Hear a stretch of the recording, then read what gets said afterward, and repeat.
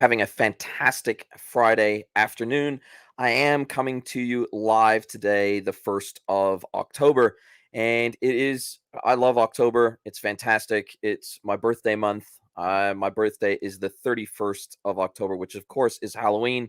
So I've always had an affinity for October. And even though I'm American and normally October is a colder month in the United States, see, being down here in New Zealand for so many years, 25 years, I've started to look very fondly at October because it typically means that we're getting very dangerously close to summertime. So always really enjoy October. It is kind of that shoulder season, and feels like we're turning the corner from a weather perspective already here in New Zealand. It was a little bit cold today, but definitely we're starting to get a lot more warmer days as we get deep into spring here. So super excited to be here with you on a Friday, as I always am.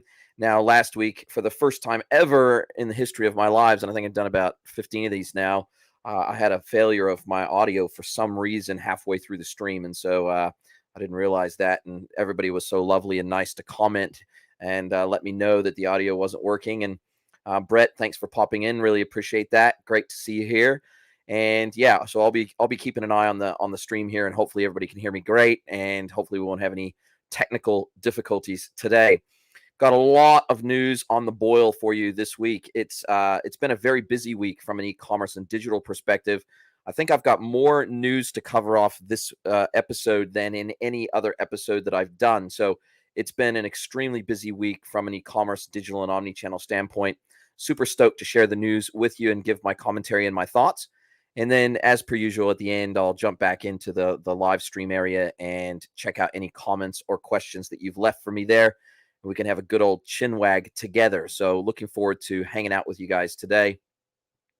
Just having a nice little tasty bourbon. So we'll jump straight into the news of the week.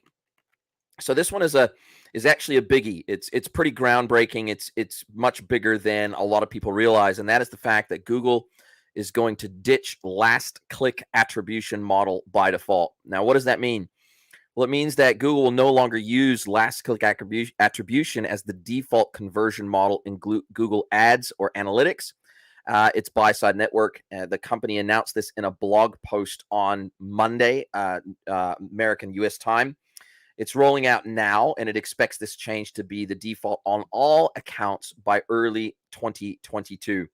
Now, last click attribution, at least for now, will still be available, although for how long, obviously, no one really knows. It's clear that Google is making a fundamental change in the way that it does everything to do with ads and the way that it does everything to do with cookies, the way that it handles Chrome, the way that it handles analytics, Google Ads, and the like. So basically, there's a fundamental change taking place across the Google walled garden, and their whole goal is clearly to further entrench their monopoly position in this garden and to force people into a paid ad model within this garden, and to further go beyond that, to move to a place where Google is basically just saying, just trust us.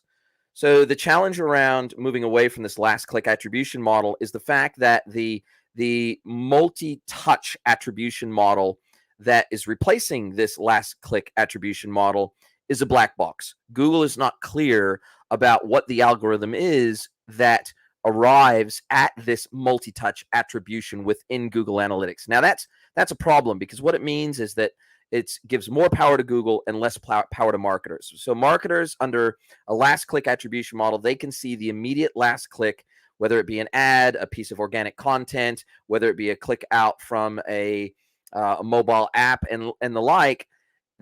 Marketers could always see what the almost immediate impacts were of their efforts from a marketing initiative perspective.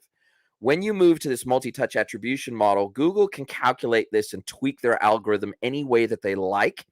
And it's a very much a black box to marketers. It's very much a black box to anybody else that works in the ad tech and martech market. And, there's no guarantee that Google isn't going to more heavily weight clicks that, for example, come from their properties such as YouTube or Gmail, etc. They are not, there is no obligation for them to disclose the weightings of their multi-touch attribution model. So from my perspective, This is making everything that Google does from an ad attribution and a revenue attribution perspective and a conversion attribution perspective.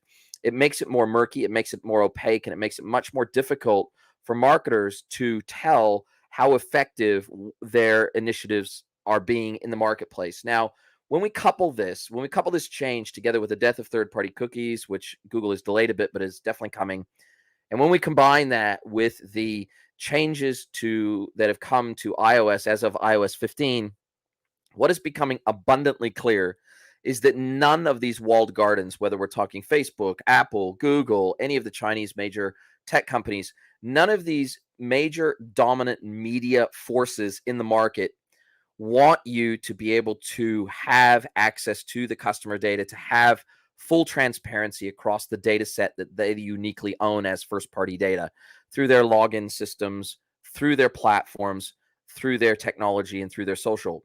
So what this is making very, very clear is that in the future world of marketing, it is going to be almost impossible to clearly define what efforts are having the biggest impact on your brand. And this is really probably just aligning with the direction that the wider market is taking in terms of you can't tell what the dark funnel is already when people are sharing links in a private Slack channel, for example. You can't tell what links are being shared with someone in a private social DM. So that might be a DM on Instagram, it might be a DM on LinkedIn, etc. You can't tell what a conversation someone is having at a conference, friend to friend, verbally, and they say, hey, you should go check out this piece of tech because it's amazing and it does amazing things. There's a huge, huge piece of the dark funnel from a marketing perspective. When we say dark funnel, we're talking about activities, or we're talking about evangelism of a product or a technology or a brand in places where you can't track, where you do not know that is happening. And so, for example, if someone recommends me to a friend on social media, or let's say they see a piece of content from me on LinkedIn and they like my piece of content and they send me a DM and they say, hey, I'd love to know more. Hey, can we schedule a chat? I can reasonably infer, and I can certainly ask them, hey, how did you find out about me? And they might tell me LinkedIn, but they may have listened to a podcast or 5 podcast episodes. They may have seen social content across many different platforms other than LinkedIn. They may be a subscriber to my paid newsletter. There's many places that they may have found out about me before they ever decide to reach out to me on LinkedIn via DM. And that all those other places where I'm not aware, that because they didn't click from one of those places through to my website, for example. And even if they did do that, I can see the aggregated information, but I don't know, there's no personally identifying information in my Google Analytics account to say Bob clicked through from a piece of content in social and came through to my website. There's nothing that's going to tell me that. And that is part of the dark funnel. So what Google is signaling to the wider market is that the funnel is going to get darker across every single channel, every single device. And we're going to make the decision, i.e. Google is going to make the decision for you about how to distribute the value of the influence that these dark funnel influences are making on the traffic and the conversions that are happening on your own website. So it's an interesting development by Google. They've said for now that last click attribution, will be available in your account. But again, I suspect that within the next 12 to 18 months, I suspect that last click attribution model that you can actually click on and you can actually see last click attribution as you used to be able to, I suspect that that's going to go the way of the dodo, and they're going to kill that off entirely because they want control of how they present to you the value of these referral channels, of all the ways that they influence someone to convert on your website. And Google always thinks that they know better than you and know better than your customers about what was the psychology behind the conversion decision. So very interesting move by Google. I think it's a negative for marketers in some respects. It's probably a win in other respects because it gets people off of the myopic focus on the dark funnel, or the funnel that people drop into, because half the funnel is dark already and Google's just making the rest of the funnel dark as well. So we need to focus less on attribution, more on brand, more on a content flywheel, and more on the value and the equity that we're building in our brand and the relationship we're building with our customers, as opposed to gaming the system and trying to put the right ad in front of the right customer to where they convert immediately on the spot. So that's all I'll say about that, but it is a massive shift by Google, and we all need to be paying attention to anything that Google does because they influence just about everything to do with e-commerce and digital marketing. Now, the next piece of news is probably a better piece of news from Google, and that their search feature shows shoppers in-store inventory, and this is a story from Inside Retail. And again, it's another announcement from Google this week.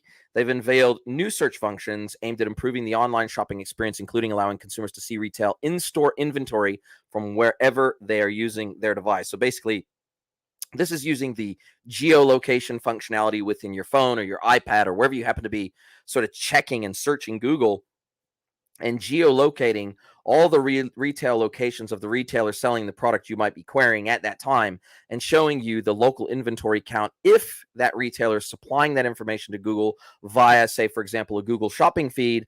If you're supplying SKU level inventory levels to Google, then they will present that to you through the search results. Now, that's pretty amazing.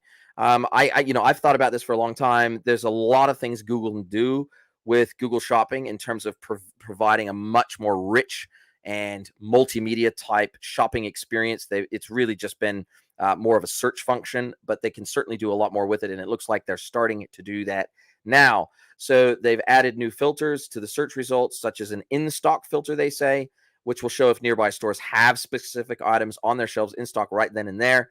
And the other thing is, it says that this feature has launched overnight, which means yesterday through to today, in Australia, New Zealand, Japan, and the UK, as well as multiple European markets, Brazil, and Canada.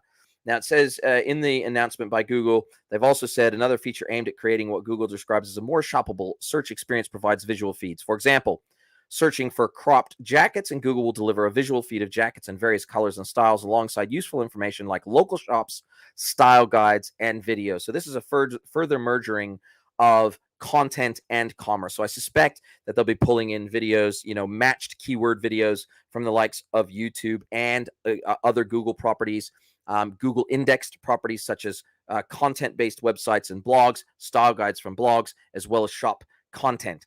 So they've specifically called out Google. There was a quote from Google here. It says, with this new capability, you can tap on the lens icon when you're looking at a picture of a shirt and ask Google to find the same pattern, but on another article of clothing like socks, said Alphabet Senior VP Prabhakar Rajavan, which I'm sure I've butchered his name. Apologies there. This helps when you're looking for something that might be difficult to describe accurately with words. This new feature, so it's visual search basically. And this feature is powered by Google's Shopping Graph, which it describes as a comprehensive real-time data set of products, inventory, and merchants with over 24 billion listings. This experience has been released in the US for now, but other markets will follow soon. Another feature which was released in Chrome related to this that will be launched globally during the coming months, allowing consumers to select images, video, and text content on a website and see search results in the same tab without leaving the page. So big moves from, I guess, a visual contextual search perspective from Google, as well as bringing inventory count into those product search results. So big moves by Google there. They are the 800-pound gorilla in the search space, so you would expect them to be able to do some pretty amazing stuff, and they're showing their true colors on that capability front right now. Now, next one is Facebook invests USD $50 million to build the metaverse, quote unquote, responsibly. Now, I would never typically put Facebook and responsible in the same sentence. So for them to come out and say specifically that this fund, this USD $50 million, when you're a multi-billion dollar, nearly $1 trillion company, $50 million is sort of pissing in the ocean, pardon the pun. But, look, at the end of the day, this is something Facebook has taken a battering in the news over the last 6 months or so, just because of a lot of missteps when it comes to privacy, when it comes to some of the initiatives that they're putting out around Instagram, as well as WhatsApp. Look, they've taken an absolute beating, both legally and otherwise. And so they are treading very, very carefully on this whole metaverse concept. Obviously, Zuck's announced his version or his vision for the metaverse a couple of months ago on the 4th of July in the United States. And effectively, from what I can tell, from what Zuck has said and what Facebook has released since, it's effectively like the holodeck from Star Trek. And they want to build a full virtual reality environment. Obviously, They have thousands and thousands. I think at last count, they had over 5,000 developers working on VR and AR projects within Facebook, and they're pretty much looking to consistently and constantly hire in this space. Now, so this blog post around the metaverse came out the 27th of September, so we're talking like 3 days ago now.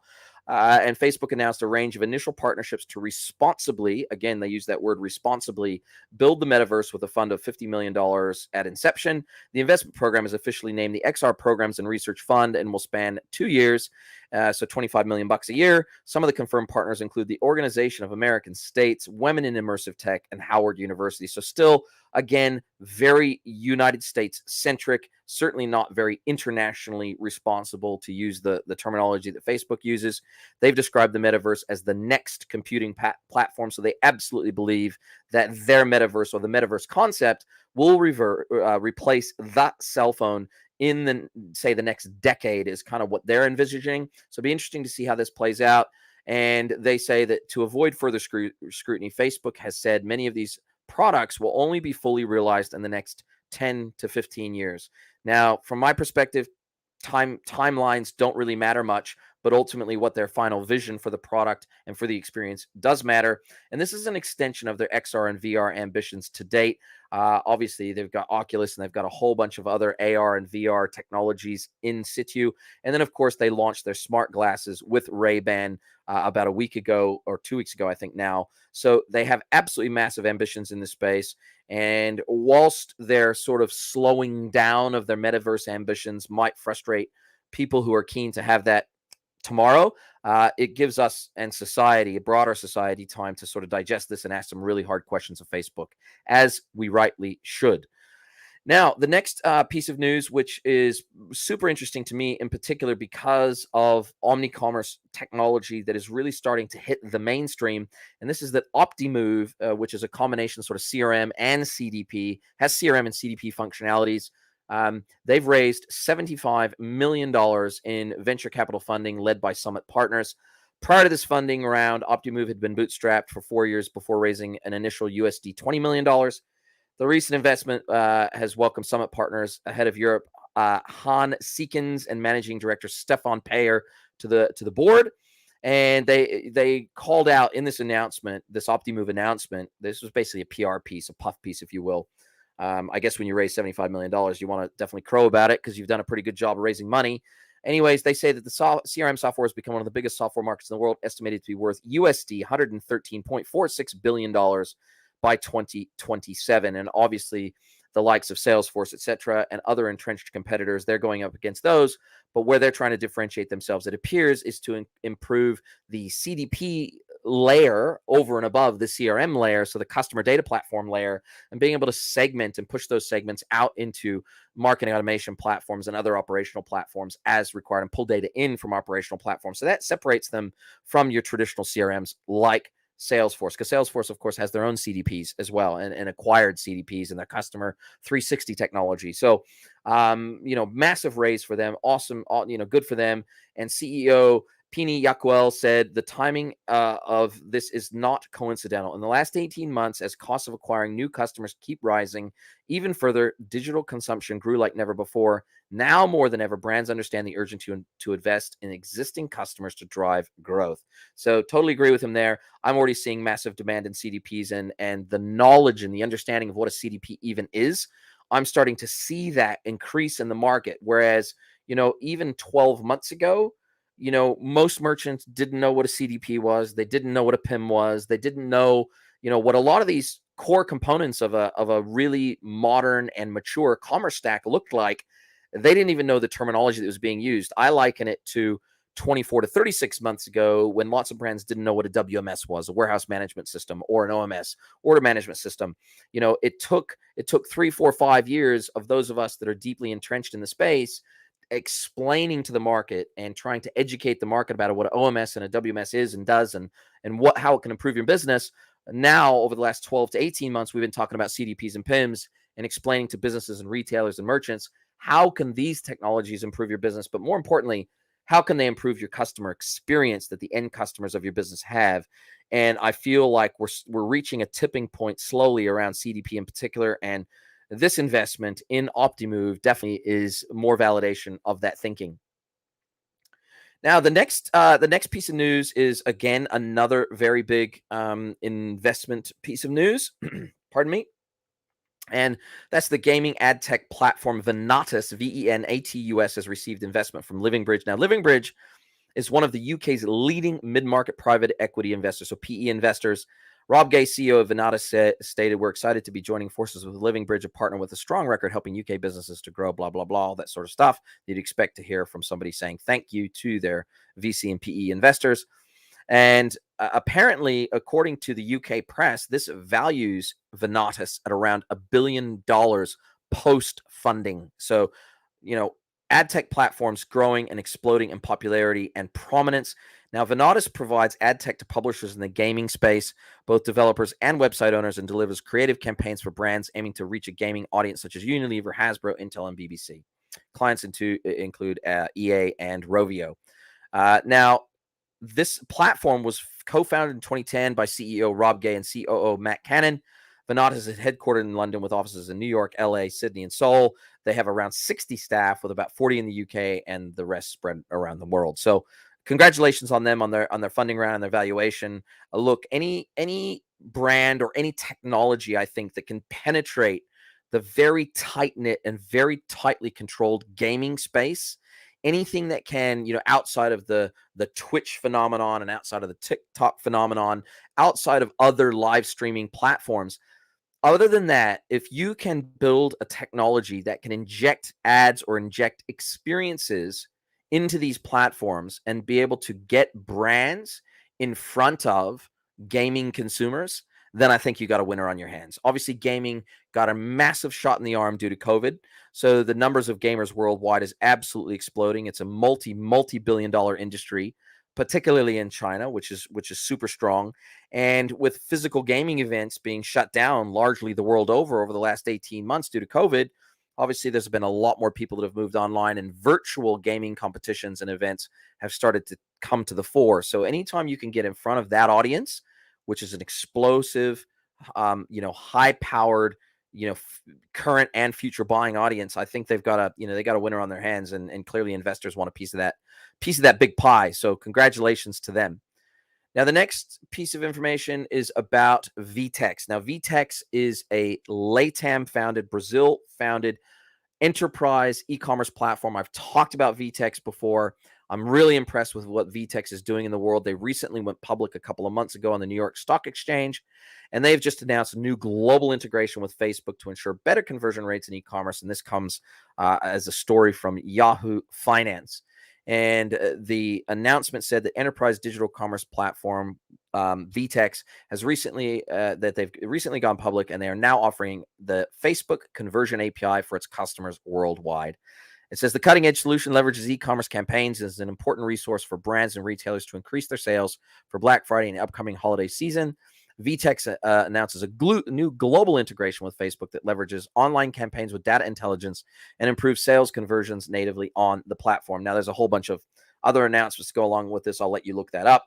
But effectively, what this means is that as a SaaS platform, VTEX really has to build that infrastructure, that almost data layer-like infrastructure that you would typically have with Google Tag Manager. If you want to have that tight integration with Facebook in a SaaS platform, it actually has to be built out by the platform itself, because there's certain back-end connections that have to be made and back-end integrations that have to be made between the core platform data layer and Facebook, or in the case of Google, between the e-commerce platform and Google. So obviously they've built out the infrastructure and the connectivity to where this is effectively a drag and drop, plug and play functionality within VTEX. And this follows obviously similar functionality in Shopify, BigCommerce, and other SaaS platforms. So they really are, to a degree, playing catch up, but good on them, as an enterprise e-commerce platform, realizing that their customers oftentimes are going to be able to be found, targeted, and marketed to via the Facebook network of platforms.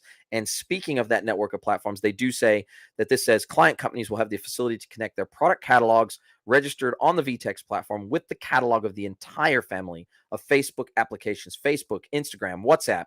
With these tools already installed, it's possible to access resources such as events and Facebook shops.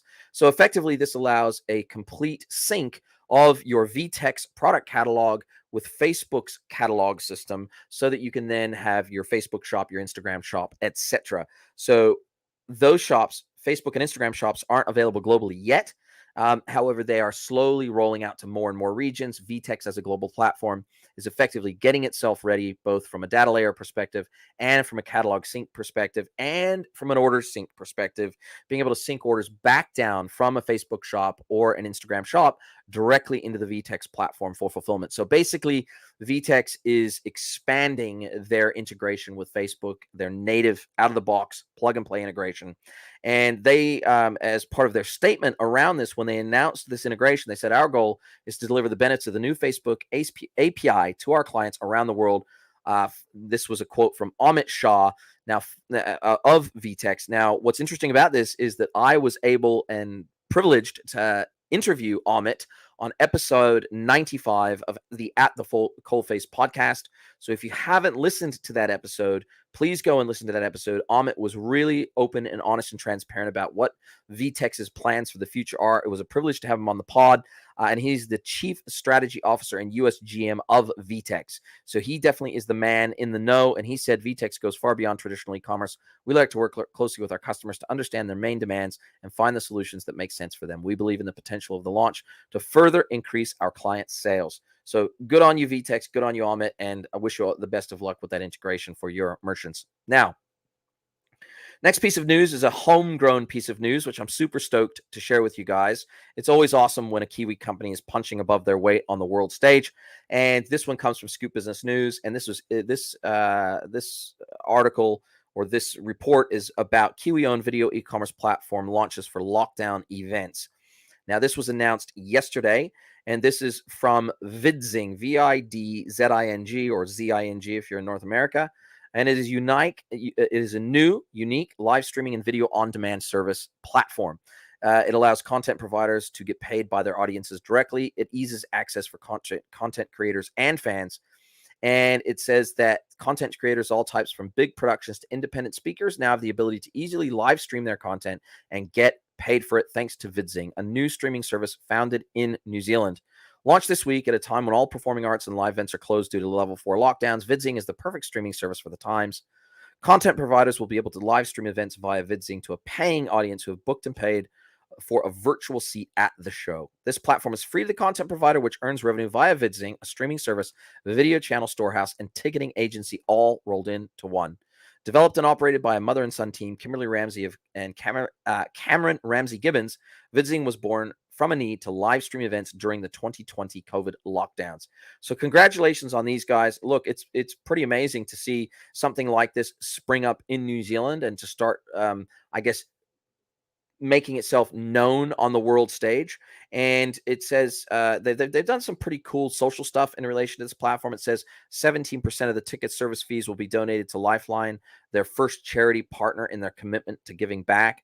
The company is offering to help brands and by setting up 20 channels for businesses or organizations that can benefit from their services during lockdowns. So congratulations to Vidzing. I wish you all of the best as a Kiwi-founded company. You know, good on you. Again, punching up above your weight on the world stage. So congratulations. Now, the next piece of news is it comes from Power Retail, which is an Aussie online media site and intelligence platform. And it reads, in our DNA, the Iconic launches its own resale platform. So the Iconic, for those of you that don't know and that are perhaps international listeners or watchers, the Iconic is both a Aussie-based fashion retailer, but they are also a fashion marketplace. So they have other brands listing as third parties on their marketplace, but they also sell some products and brands directly to the consumer. So they're kind of a D2C brand combined with a D2C marketplace. So the Iconic is very big. They're very successful. They operate in the fast fashion space. And so obviously, you know, the whole entire fast fashion space has taken a bit of a beating over the last couple of years, just around how sustainable it is and how thoughtful those brands that are selling fast fashion are being in terms of their environmental impact, in terms of their human impact on the market and the countries around the world that they do their production in. So they've taken a bit of a hammering. So this reselling marketplace is definitely something that I think lots of fashion brands are having to start thinking about. And they actually even call this out in an announcement. It says the Iconic is taking the resale trend seriously. The Australian online retailer is throwing its hat into the ring with the launch of Air Robe Circular Wardrobe. The Iconic aims to create a seamless shopping experience with its new platform, Air Robe Circular Wardrobe. Furthermore, the new investment is intended to support and nurture the idea of a circular wardrobe, inspiring shoppers to think more responsibly with their fashion purchase choices. And so what they talk about here is they say that the purpose of the resale platform is intended to inspire consumers to shop more responsibly. This milestone brings us one step closer to addressing industry-wide sustainability challenges and further demonstrates our commitment to becoming the most planet-positive retailer in ANZ. Wow, that's a mouthful, and it's a pretty big ambition. But look, baby steps baby steps in the right direction make all the difference. And it says, with Air Robe, shoppers never have to go through a manual listing process for reselling their pre-loved fashion again. We're thrilled to partner with Australia's leading online retailer, The Iconic, to bring our product to shoppers all over Australia and New Zealand. It's a big moment for the circular fashion economy, and it's been great to see The Iconic's true commitment to sustainability and leadership towards a circular ecosystem. So they also referenced the acquisition by Etsy of Depop in this announcement. They said basically online marketplace Etsy recently acquired the much loved resale platform Depop to reach a younger audience. It's no secret that Gen Z loves the vintage and pre-loved fashion industry. Not only does it help reduce waste in the fashion industry, but it gives consumers the chance to wear something unique. So obviously being able to buy something perhaps slightly cheaper than new, but it's basically as new, and being able to feel like you're not contributing to that perhaps environmental or economic disruption that sometimes is associated with fast fashion, combined with being able to upsell and get rid of your old clothes and replace it with something different. Look, this is a step in the right direction. So good on the Iconic for taking that step. Now, the next piece of news, and it is actually the final major piece of news of the day, is that Australians ordered 1 billion parcels in 2020. And this is an item from Internet Retailing Australia. It says Australians ordered over 1 billion parcels during 2020, a first for the country, according to the latest Pitney Bowes Parcel Shipping Index, in a year that saw bricks and mortar shut down for extended periods, forcing many Australians to shop online for the first time, which, by the way, Australia in Victoria and New South Wales is still pretty much under a hardcore lockdown, as we are here in Auckland. So this is certainly doesn't come as a massive surprise when you have half the economy shut down because physical retail is shut.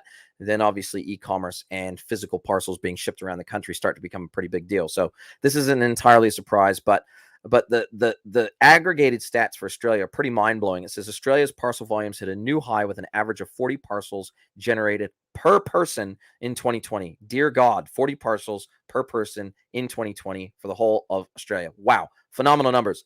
It says the increase in parcel shipping in Australia is no surprise.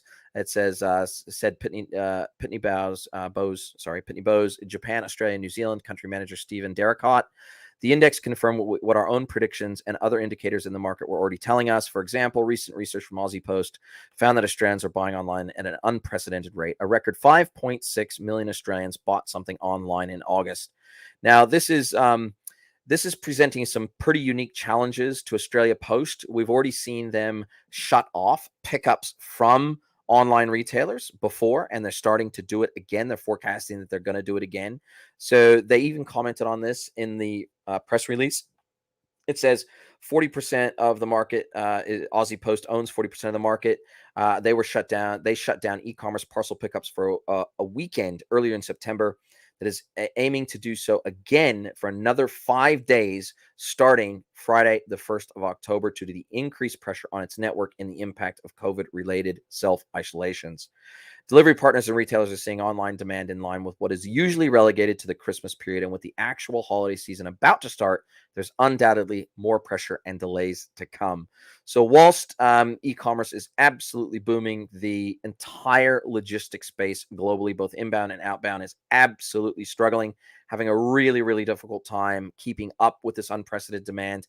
I'm certainly seeing it in my own business. I'm seeing more retailers, particularly B2B and D2C, which is a space I play in very heavily. I'm seeing more demand for my types of services, my types of consultation, and pretty much everybody worth anything in our industry right now, whether you're an agency, whether you're a consultant, whether you're a marketer, pretty much right now, if you aren't busy, then you probably never will be, because right now we are experiencing levels of growth that I've never seen before in my career. And it's very exciting. I can't imagine doing anything else. So super stoked to be involved right now. And it looks like everybody can still hear me, which is fantastic. It's better than last week when I got cut off about halfway through my broadcast. So it's awesome to still be with you. And a couple of final pieces of news, which is more related to me and all the content that I'm working on. And then I'll get back to your comments and questions in the stream there. At the Coalface Digest for September, my newsletter, my premium newsletter, that will be going out tomorrow, and that covers everything that happened in the September month. I always release it in the first 1 or 2 days of the following month, so that's going to be going out shortly. Also had episode 98 of the At the Coalface podcast drop yesterday. Now, that was an awesome episode. I really enjoyed it. That was the episode where we were talking startup to scale and building a SaaS e-commerce platform from scratch with Ryan Murtaugh from Neato. So I really enjoyed that chat with Ryan. He was really transparent. He was really open. He was really honest about how hard it is. You know, he took a startup from zero to acquisition in 12 years. You know, he and his team in Australia built out the Neato platform from scratch as a SaaS e-commerce and omni-channel platform to acquisition by Post earlier this year in under 12 years. So congratulations to Ryan. Really enjoyed that podcast episode. If you haven't listened yet, go and check it out. I think you'll be missing a trick if you don't. So go and check that out, and then drop some commentary in LinkedIn, whether that be direct message me or whatever. Tell me what you think, as well as you can just comment on any of my posts or on the post where I talked about this episode dropping. Drop your thoughts on that post. I'd love to hear what you thought about that episode. And you can also drop it on this comments in this live, what your thoughts of that episode were. So I'd love to get your feedback. I'll always love hearing feedback about the podcast episodes and whether you guys are enjoying it and whether you guys are getting something valuable out of it, and specifically what you would like to see next from the pod, because I want to make it happen. Now, another small victory for me that I want to share with you guys that I'm super stoked about and super proud of, which is that a record number of podcast downloads happened in the month of September. So my biggest podcast month ever happened in September. So it's continuing to grow, and you guys are clearly continuing to enjoy the podcast. So it does give me the sense of urgency to keep going hard and keep getting those awesome guests on for you guys. So thank you very much for your support. I really appreciate it. Now, going back to the live stream, so we are pretty much finished up for the day. I ran about 8 minutes long, so yeah, you got an extra 8 minutes of me today, for good or for bad. That's how we ended up. And thank you, Brett. Thank you, Alex, for popping into the broadcast, and thank you for dropping your thoughts and your commentary and your well wishes into the comments there. And Alex says, talking about Kiwi businesses, have you ever heard of Vesta? Yes, I certainly have heard of Vesta Commerce, absolutely. And I've seen, I've been right across a couple of their acquisitions and some of the big things that Vesta has been doing over the last couple of months. And in fact, I have commentated on some of the stuff that they've been doing in market on LinkedIn, as well as on a few of my other. And I think I may have even covered some of the stuff Vesta is doing on a couple of my live shows as well. So definitely well across what Vesta is doing in the market. They're definitely a reasonably well-known platform out there in the marketplace. So thank you for your question. Hope you guys have a fantastic rest of your Friday afternoon. Go and enjoy yourself. Have a fantastic, lovely weekend.